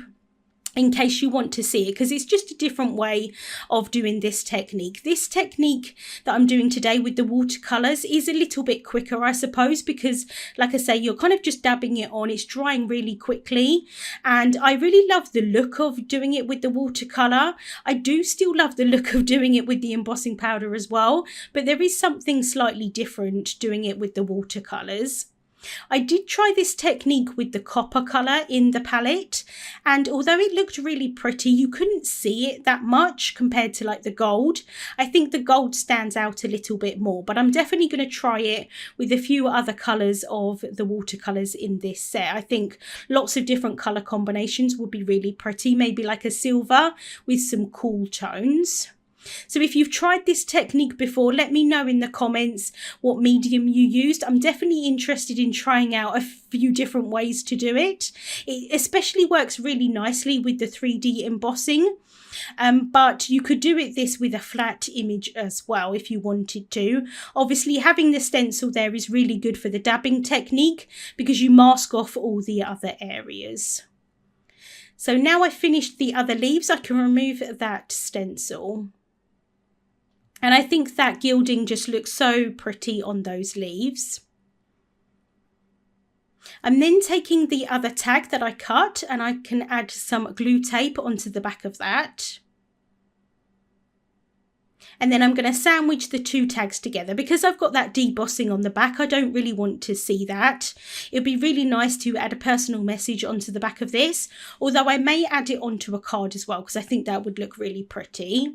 I wasn't 100% certain if the watercolour was dry. It definitely was. It had dried at like really very quickly, but I did just use a paper towel there just to press the two tags together, just in case I got my fingerprints in it or something like that. I have cut the eyelet piece from the Labels and Tags 2 die set, and I've cut that from white cardstock, and I'm just adding that around the hole there at the top of the tag. Now in hindsight, I actually wish that I hadn't added this on. I think it would have looked just as nice without it. I do think it is a really nice finishing touch to some of my tags, but in this instance I actually think I would have preferred it without, but never mind. So just adding another one there onto the back of the tag just to finish that off nicely. And I'm just using my tweezers here just to try and line them both up.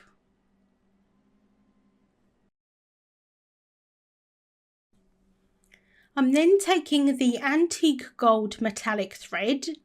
I've cut quite a long piece of that. I folded it in half, and now I'm folding it in half again.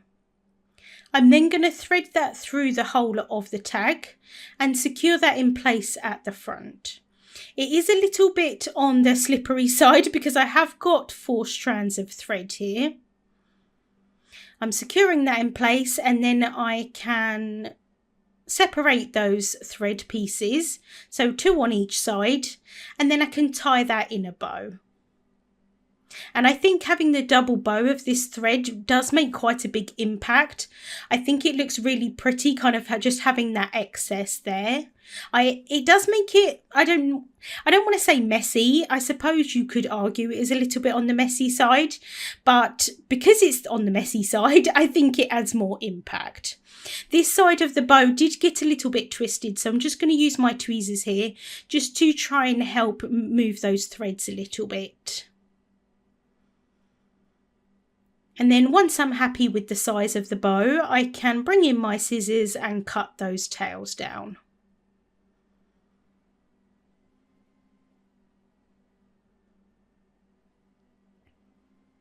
In my last video, I created some sentiments using the One Go Solid Sentiment Strip press plate and die set.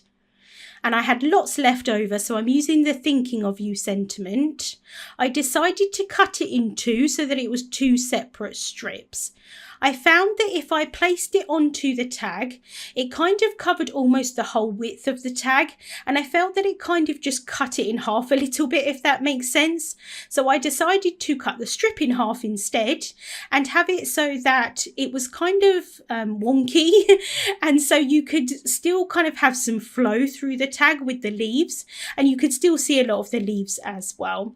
So I've added some instant dimension foam tape onto the back of these strips. I can bring in my tweezers and then I can place them down onto the tag. And although I'm creating a tag today, this would work really well on a card or any other project as well. I just got a little bit of something there on the tag, so I'm just removing that with my tweezers, and then I can place the other sentiment down. And I do tend to hover these things. That's the benefit of using the tweezers. Once I'm happy, I can press that down. And then to add a little bit extra embellishment and kind of bring out the gold gilding a little bit more, I'm taking the antique gold sequins. I'm cutting 2 of them in half because I want to pop them behind the sentiment strip. Because I've got that foam tape there, I'm not going to be able to push a whole sequin behind. So if I cut it in half, it's going to look like it's all behind when it actually isn't really. So just popping that down, I can add the glue onto the back of the sequins. I just find it easier this way to add the glue onto the actual sequin itself, and then I can pop those behind. And then I can just add a small dab of glue towards the top here, and then just add one of those tiny little sequins on top. And I'm using the perfect picker for this because it works really nicely just to pick up those sequins.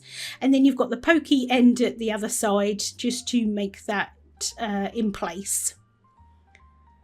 And that is the tag finished for today. Let me know in the comments if you've tried this gilding technique.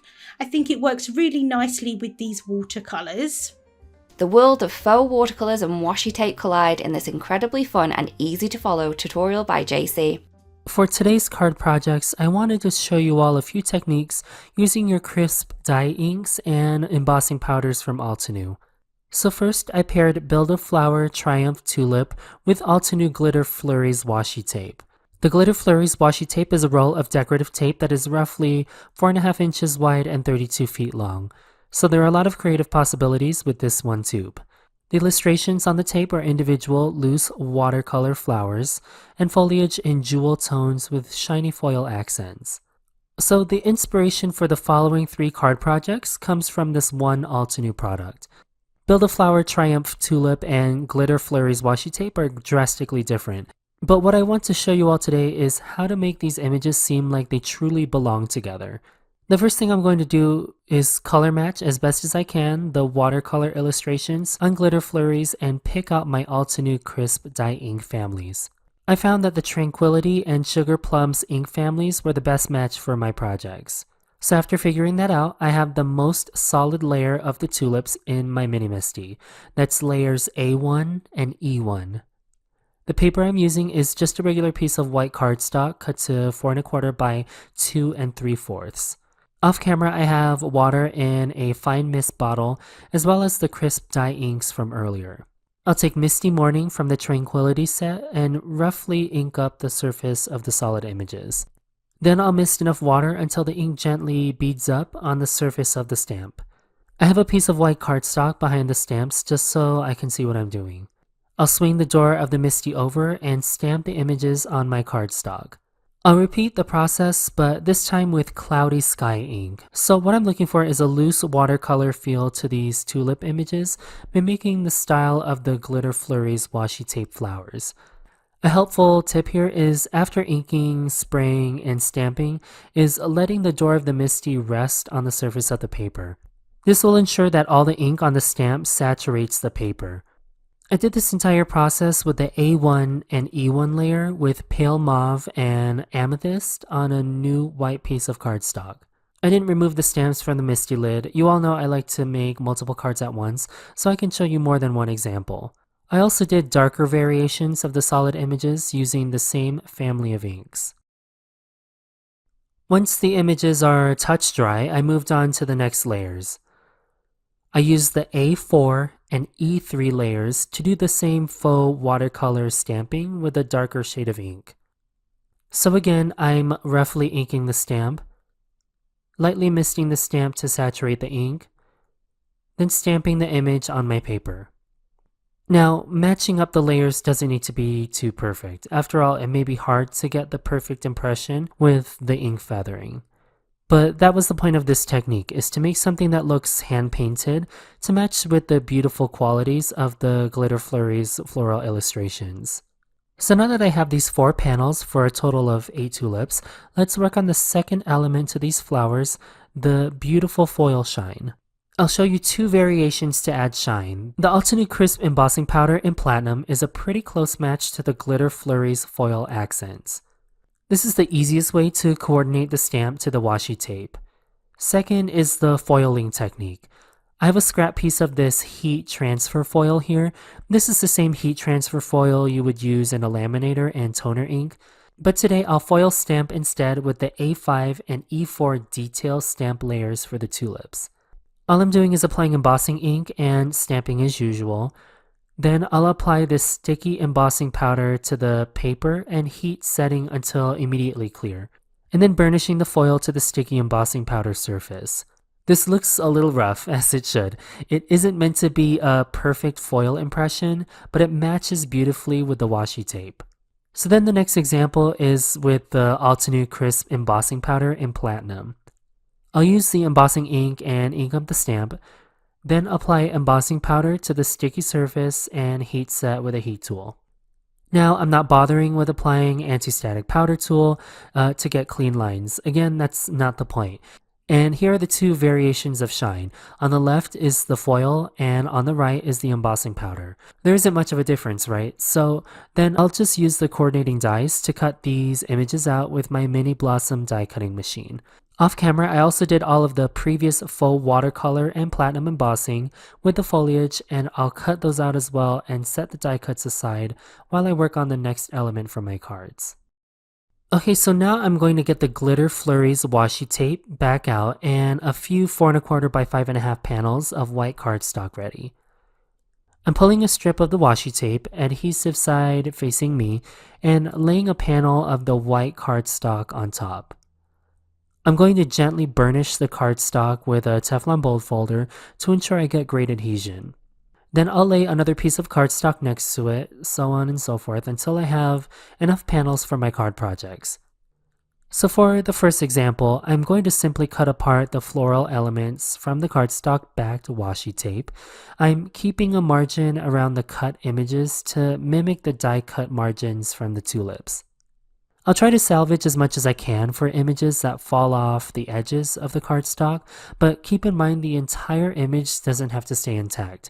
You can cut those edges underneath other elements, and no one will ever know that it wasn't perfect. Okay, so I'll set these aside and show you a second example of what to do with these cardstock panels. Really easy, I'm just going to cut the cardstock at an angle. This will give me a pattern blocked element to my card front. And the great thing is I'm going to get 2 cards out of this one panel of washi tape. Super quick, I'll set this aside as well. Finally, as with any pattern paper, I'm going to die cut this. I love using this mega alphabet U die because it can replace the U, Y-O-U in a lot of sentiments such as thank you, I love you, you are amazing, and so on. Okay, so that's enough of the Glitter Flurries washi tape. Let's carry on and make the cards. First thing with the tulips and fussy cut washi tape flowers is a very full and overflowing jewel tone bouquet. I love arranging floral cards, and the thing I love the most about the Triumph Tulip set is that the foliage and flowers will naturally make a triangular arrangement, and then by adding in the Glitter Flurries washi tape fussy die cuts, I can make the bouquet abundant and full. Since this arrangement is already so busy, I'm going to keep the background really simple by just adding splatters. I'm using the Altenew metallic watercolor pan in bronze and a water brush to add fine splatters before permanently adhering the arrangement onto my card front. I like using Glad Press and Seal to transport the arrangement after I've planned it. All I have to do is pick everyone back up, apply glue to the back, and then adhere my arrangement to the card front. And you'll see I always end up modifying the placement slightly. As for the sentiment, I opted to stamp it off in the corner in plum from the Sugar Plums ink family. This is a really shiny card, perfect for Valentine's Day or just because, in a jewel tone palette. For the second card example, if you don't really want a fussy cut or spend the time creating a full arrangement, this card features a patterned panel background that's the perfect backdrop to your tulip arrangement. So first I'll glue down the Glitter Flurries washi tape angled panel to the bottom half of my white card front and set this aside. Then on a 3 3/4 by 5-inch vellum panel, I'll arrange the tulips on this sort of compact bouquet. I'll take the Glad press and seal again to pick up my bouquet and glue the arrangement on the very left side of the vellum, letting some elements overhang a little bit. Then I'll apply glue to the back of the vellum, hiding the adhesive behind the tulip bouquet, and center the vellum on the card front. Rinse and repeat, and there you go, 2 cards from one panel of the Glitter Flurries washi tape. As for the sentiment, I'll opt for something angular to complement the angle of the washi tape background. If you're a loyal Altenew customer, you may have received this mini stamp set called Best Sentiments. I'll stamp the Sending Love and Hugs and Thankful for You sentiment banners in permanent black crisp dye ink and cut out both sentiments. Then I'll glue and tuck the sentiments next to the tulip bouquets. To balance out the black I introduced into the card color palette, I added a black bow using embroidery floss, as well as black enamel dots from the Green Fields enamel dot sticker set.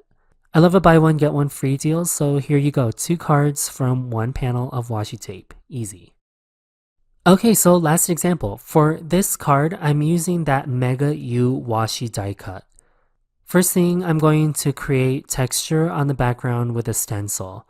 I'm going to create a dry embossed background by running the stencil and a white piece of cardstock through my die cutting machine to impress the stencil onto the cardstock like a letterpress.